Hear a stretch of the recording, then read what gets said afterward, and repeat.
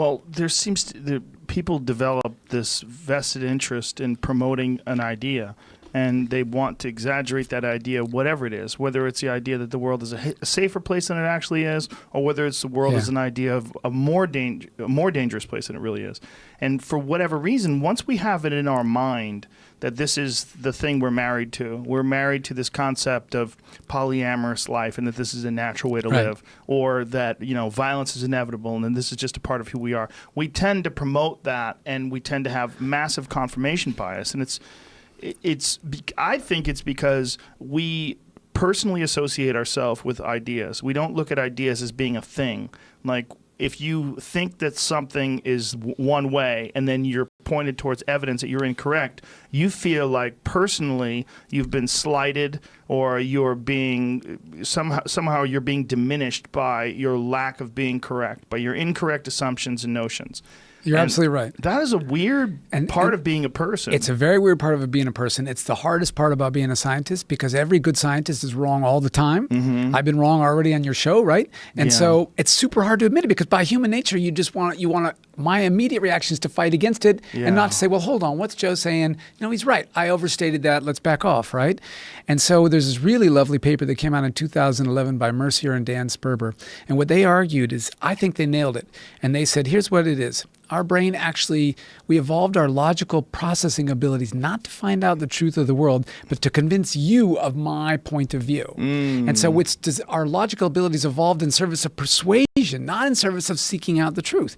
Because, of course, if I can persuade you that the world is the way it would, in a way that benefits Bill, that the world is, something about the way Bill wants the world to be is true, then the world's going to be a little kinder to me. It'll fit my worldview, and others will give me the things I want. And so I go through life trying to persuade you of my worldview rather than trying to find out what's actually out there.